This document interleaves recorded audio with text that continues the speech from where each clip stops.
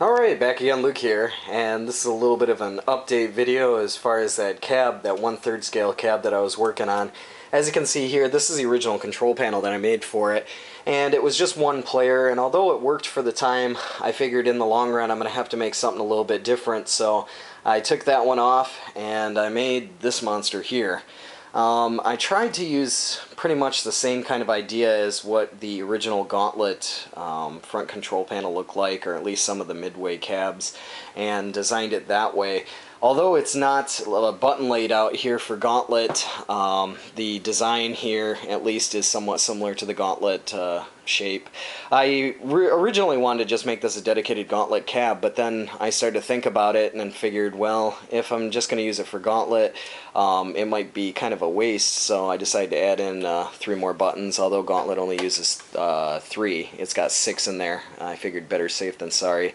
I'm not going to leave these color buttons in here. It's kind of ugly the way it looks right now, but just to get an idea of what it looks like here, I put those buttons in there, and just to make sure everything would work out okay. Probably have to re-drill these buttons out, these holes out, because I didn't have the right size drill bit for them, but this will be player 1, player 2, and then this one's a coin in button. And if I decided to use maybe my neo-geo board or something inside this thing too, this one could be the select button, so if I put in a 4 slot. But the hard drives are off right now. I'm trying to get them repaired or trying to get them fixed up so I can use these boards again. The current situation that I have with this cab is that the monitor, it displays like 60 hertz, and hooking just the monitor up through the regular JAMA connector, I can't get it to display, so I'm probably going to have to pick up an adapter or change out the monitor or something. But yeah, just to give you a little bit of a look here at how it's changed. The control panel's a lot bigger. Don't mind the green marks here. It was from when I was trying to lay out the buttons. What I did is I took this piece of paper, as you can see, sawdust everywhere. I went and I took this piece of paper and I laid it over the buttons for my Blast City, and then I used a marker to go across it, and got the 6-button layout here, and then put them down there and drilled them all out. So they're in there. Right now it's still only wired for 1 player, but hopefully I'll be able to get the 2nd player wired up in sometime soon. But as you can see up here in the front, there's a little bit of a thicker piece of wood, and that is to help reinforce this thing, because what I did is I put it on a hinge so you could get access to the inside here. It's still got a lot of mess of wires, but yeah, everything's hooked up at least for 1 player. But I figured that if I was going to have this thing for the long run, I'm definitely going to need something where I can access the control panel much easier, and this pretty much does the trick. So I'm pretty happy with that. Had to use that handsaw to cut all this stuff, so it's such a pain. Tell you what, that's really, really hard work.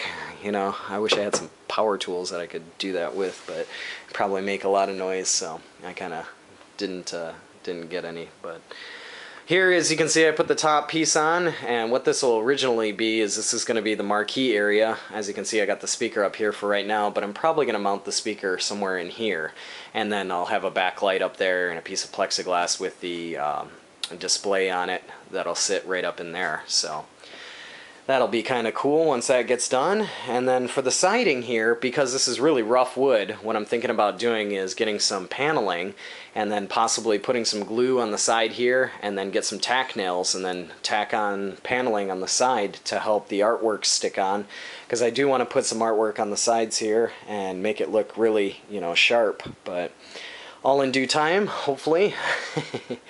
But the game, it'll play right now as it is. It'll play sound, and you can hear it playing, but you're kind of playing blindly. I can show you what I mean right here. I got a Puzzle Loop, and I just got that one plugged in as a test. Look at all that sawdust.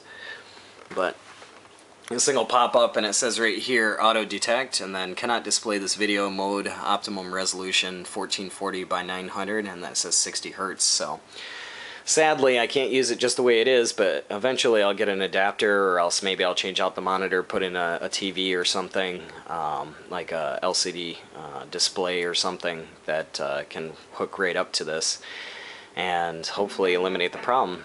You can hear the sound here maybe. Let's Turn this up.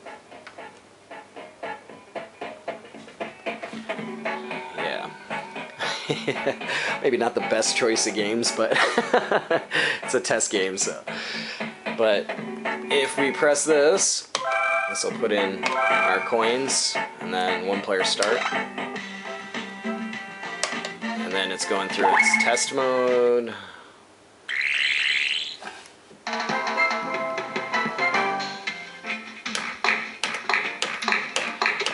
Am I winning? Oh. I think I'm losing.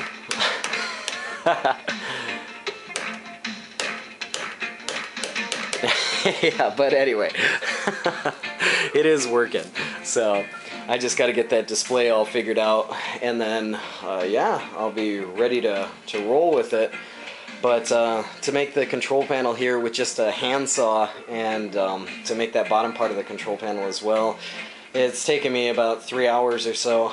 So I'm pretty beat with trying to work on that.